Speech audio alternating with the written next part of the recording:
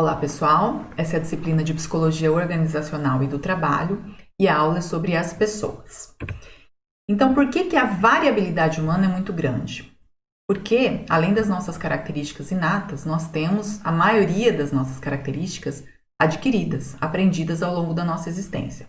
E essa história é muito singular, muito idiosincrática. Cada um teve uma educação formal e informal, acesso a experiências muito únicas, né? Por isso que quando a gente trabalha com outras pessoas, né, quanto maior o número de pessoas com as quais a gente trabalha, mais traquejo, mais sensibilidade, mais habilidade social a gente precisa ter, porque são mundos diferentes, né?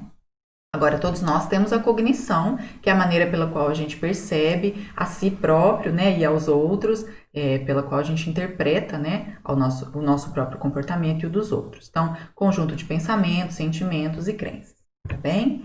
E aí eu vou trazer aqui para vocês algumas teorias sobre motivação, tá bem? A primeira delas seria de Levin, né, que é um psicanalista, Kurt Lewin, que vai falar em situação total, que ele chama de Gestalt. E aí esse campo dinâmico de forças, que é essa situação que nos rodeia, ele exerce forças, né, positivas e negativas sobre o nosso comportamento. Então esse campo dinâmico é o que ele chama de campo psicológico que cada um tem. E aí existem pessoas, objetos ou situações que nos atraem, que exerceriam valências ou forças positivas sobre o nosso comportamento, e existem forças negativas, que seriam aquelas situações, objetos ou outras pessoas que nos causam repulsa, né? Que nos causam essa valência negativa mesmo. Tá? Esse conjunto de forças resultaria no nosso comportamento, na nossa ação. Então, o comportamento seria função da interação da pessoa com o seu meio, tá ok? Um outro teórico que vai falar sobre a questão motivacional é o Festinger. Então, ele vai dizer que existem dois polos. Num deles estão as nossas crenças, valores, pensamentos, né? Sobre todas as questões da nossa vida, sobre a nossa autoavaliação. E no outro polo estão os nossos comportamentos, as nossas atitudes ou ações. Se esses dois polos divergem, são diferentes, isso vai gerar um estado de desconforto psicológico, que é justamente a dissonância cognitiva. E aí, para minimizar ou extinguir essa dissonância cognitiva, o Festinger vai dizer que ou a gente muda aí esse polo de valores ou muda o comportamento. Então, por exemplo, a pessoa que fuma, né? A atitude, o comportamento dela é de fumar e ela sabe que fumar faz mal. Então, para diminuir esse desconforto, ela tem que ou parar de fumar ou mudar os valores. Então, eu vou morrer de qualquer jeito mesmo, né? Mesmo exemplo para as pessoas que tentam fazer uma dieta porque querem emagrecer, que são os valores, né? Mas ao mesmo tempo continuam se alimentando inadequadamente e sem praticar atividade física, ok? E aí agora, conceituando um pouquinho mais a motivação humana, o que a maioria dos teóricos vai dizer sobre o ciclo motivacional? Na verdade, a motivação ela surge de uma necessidade insatisfeita, que vai gerar um estado de tensão, desconforto, que vai nos mobilizar, nos fazer agir para satisfazer essa necessidade. Bem? E através de aprendizagem e repetição, a gente vai aprendendo como satisfazer as nossas necessidades.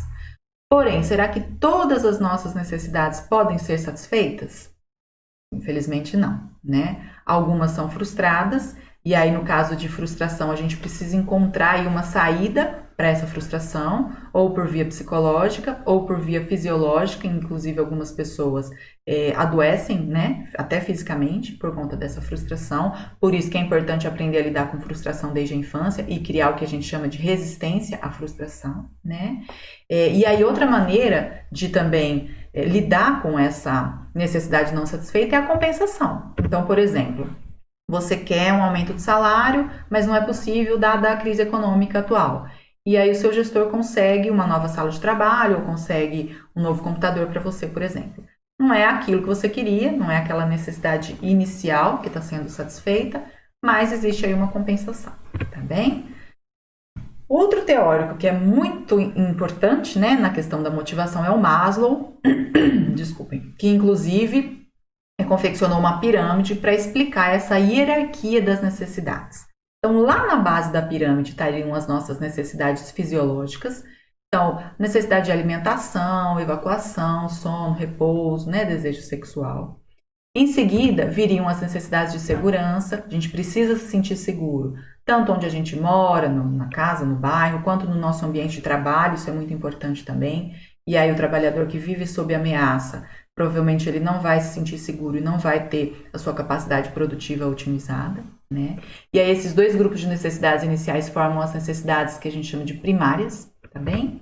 Em seguida viriam as necessidades sociais, que é a necessidade que a gente tem de se relacionar socialmente com as pessoas, e isso eu gostaria até que a gente comentasse, né, refletisse um pouquinho na nossa aula online, por conta desse isolamento social que a gente está vivenciando, imposto pela pandemia, né, para a gente cuidar mais da nossa saúde. E aí algumas pessoas, elas estão insatisfeitas, né, com esse isolamento, talvez pelo tempo de isolamento, talvez pela intensidade, enfim, a gente pode discutir mais, tá?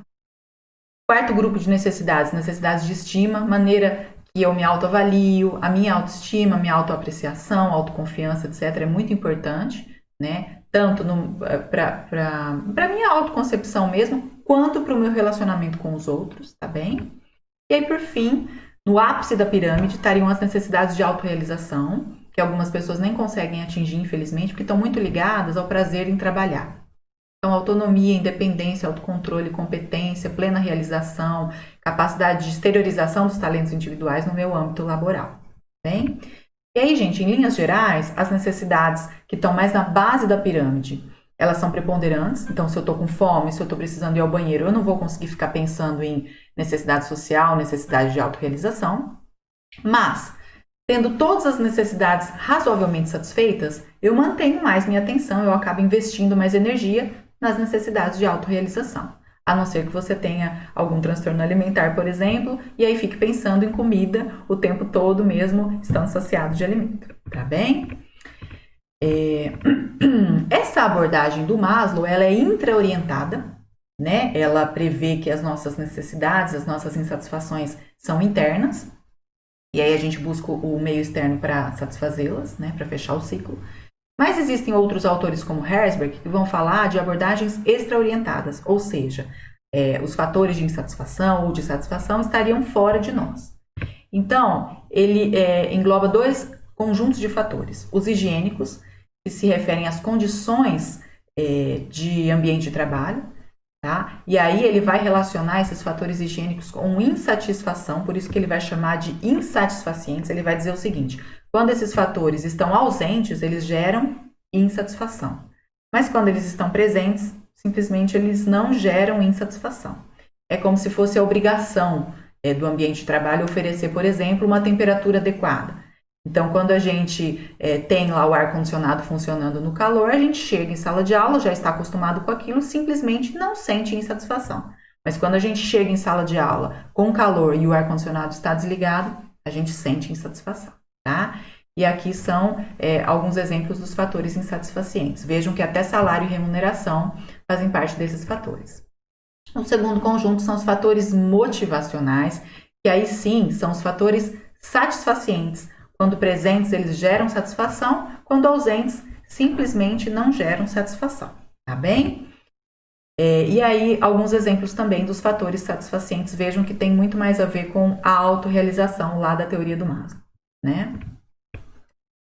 Outro autor que eu trago aqui para vocês é o Vroom, que vai falar que os objetivos pessoais do indivíduo precisam estar em alinhamento, digamos assim, né, com o seu ambiente de trabalho, para ele se sentir motivado. Né? Ele precisa perceber que tem uma relação entre o seu comportamento e o que ele deseja atingir, né? Então, relação percebida entre a satisfação dos objetivos e a alta produtividade, por exemplo, que é uma coisa que a gente geralmente usa muito, né, para garantir alta produtividade, geralmente funciona para todo mundo, mas vamos supor que tenha uma pessoa que, mais do que ganhar bem, né, produzir muito para ter, por exemplo, participação nos lucros, deseje ser mais aceito socialmente em seu ambiente de trabalho. Então, provavelmente, como esse objetivo, né, não tem a ver com alta produtividade, ele não vai trabalhar com seu máximo potencial, tá bem? Percepção da capacidade de influenciar a produtividade, como eu disse, no geral funciona, né? Então, se eu percebo que quanto mais eu trabalhar, né, mais eu produzir, mais eu vou ganhar, provavelmente eu vou me motivar a trabalhar mais, né, no geral. Agora, se eu perceber que independentemente de eu trabalhar muito ou pouco, meu salário vai ser o mesmo, provavelmente eu vou fazer o mínimo esforço, né?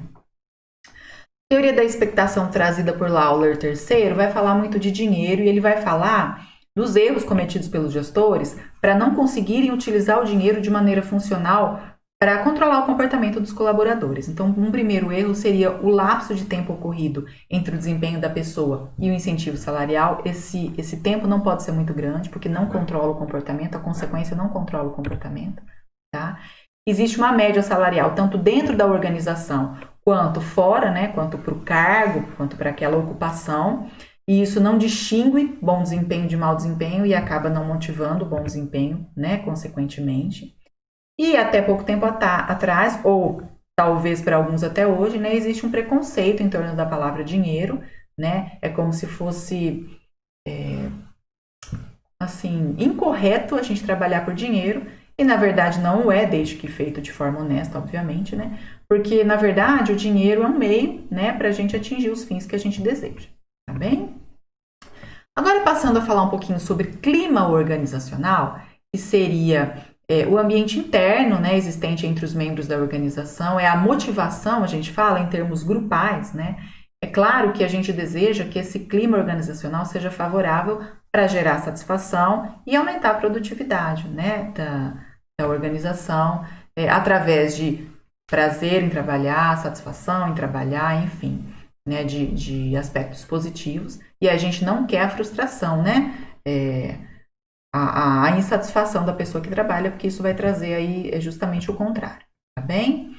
E aí a gente fala que existe um clima organizacional favorável quando existe um estado de ajustamento entre os colaboradores, né, que depende muito da administração, e o ajustamento tem a ver com saúde mental. Então, quando a gente se sente bem conosco mesmos, né, quando a gente se sente bem consigo mesmo, quando a gente se sente bem com relação aos outros, e quando a gente é capaz de enfrentar por nós mesmos, né, as demandas da vida, de maneira geral, né, exceto uma exceção ou outra, que aí a gente precisa de alguma ajuda, a gente tem um estado de saúde mental, tá bem? E é isso que os gestores precisam primar entre os seus colaboradores, tá bom? Falando um pouquinho de comunicação, que é a transferência de informação, né? Começando lá do emissor, passando pelo transmissor, canal, receptor e destino, mas eu queria focalizar com vocês a questão do ruído, que a gente tem que tentar evitar, né? Então, uma forma de evitar que o ruído atrapalhe a comunicação é a retroação ou feedback. Isso a gente faz muito em sala de aula. Vocês entenderam? Tá tudo ok? Tá tudo certo? Alguma dúvida? Isso a gente precisa fazer em qualquer ambiente de trabalho, para a gente ter certeza de que a mensagem foi transmitida da maneira adequada e como a gente gostaria que fosse, né? Existe um processo que a gente já viu na aula de percepção e personalidade, que se chama percepção seletiva, que a pessoa ela se atenta mais para o que interessa, né? A gente tem que tomar cuidado com isso. Tem sempre o que a pessoa que está transmitindo a mensagem quer passar, né? A que está recebendo a mensagem também pode entender de uma maneira idiosincrática dela, e ainda tem a situação como um todo, uma terceira pessoa que pode analisar, então a gente tem que tomar cuidado com a percepção para a questão da comunicação, né? Ainda existem alguns fatores que podem distorcer aí a nossa percepção, então estereótipos, que são características que a gente confere a um determinado grupo de pessoas, generalizando aquele grupo. Generalizações, que é quando a gente pega um comportamento da pessoa e acha que sempre ela vai ter aquele comportamento, seja bom ou ruim, né? Projeção, que é quando a gente pega uma característica nossa, geralmente negativa, e projeta no outro, porque é mais fácil de perceber e apontar no outro. A defesa perceptual, né? Quando a gente distorce e adapta os dados de uma maneira mais confortável para a gente, tá bom?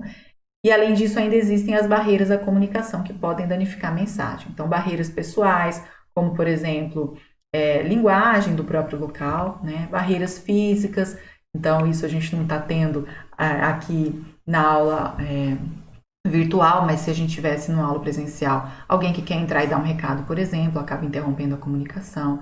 Barreira semântica, que são os símbolos, né, diferentes, até em regiões de dentro de um próprio país, como o Brasil, né, eu falo que eu que sou de São Paulo, eu tive que aprender algumas palavras, alguns termos característicos da cultura mineira, né, para conseguir me comunicar de maneira mais adequada. E ainda existem a omissão, a distorção e a sobrecarga de informações. A gente tem que tomar muito cuidado, principalmente com a sobrecarga, porque às vezes a gente está falando para uma população que não tem tanta escolaridade, que não tem tanta facilidade de prestar atenção por muito tempo, né? no que a gente está falando, e aí não vai ser efetiva a comunicação, bem? Por fim, né, o capital humano, ele é o alavancador, ele é a diferença competitiva mais importante hoje no mercado, né? E aí por isso que a gente tem que trabalhar com o empoderamento da autoridade para o colaborador, para ele conseguir extravasar o seu talento. Fomentar sempre com muita informação as nossas equipes de trabalho, recompensá-las pelo comportamento adequado, desejado, né, com o reforço positivo que a gente já viu em aulas anteriores. Trabalhar as competências, então, não é só desenvolver a capacidade técnica, é desenvolver a pessoa como um todo, habilidades de criatividade, de trabalho em equipe, de comunicação, isso agrega muito valor à organização, tá bem? E aí a gente vai finalizar com a questão de que a era hoje da informação mudou muito o panorama dos recursos humanos, né? Hoje a gente quer pessoas que tenham muitos conhecimentos, muitas competências, consigam exteriorizar tudo isso. Hoje as diferenças individuais são muito valorizadas, ao contrário do que acontecia anteriormente, né? O trabalho está se tornando cada vez mais grupal, mais solidário, mais conjunto, né? A polivalência, então a gente forma equipes heterogêneas, que a gente chama, né? Para cada um conseguir contribuir com a sua área, isso é muito positivo, né? Um bom líder sabe desenvolver talentos, sabe aplicar esses talentos, né? São líderes, obviamente, democráticos, incentivadores para conseguir captar, aproveitar o que cada colaborador tem de melhor. E aí o desenvolvimento das pessoas deixou de ser uma tarefa exclusivamente da gestão e passou a ser uma preocupação holística da organização, ou seja, de todos, né? É um esforço conjunto. E aí, eu até adicionaria aqui, né, quando a gente conclui que essa é a nova face da gestão de pessoas, eu diria que a gente está, na minha opinião, numa nova fase também de educação, né, com essa imposição que a pandemia está nos fazendo, de nos isolarmos socialmente e trabalharmos muito virtualmente. Eu acho que a educação também vai sofrer muitas mudanças e espero que, né, mudanças positivas, que haja uma evolução aí, inclusive nas nossas capacidades e habilidades de sermos didáticos, né? Então é isso, essas são as referências, né, da aula de hoje, e eu agradeço muito pela atenção de vocês.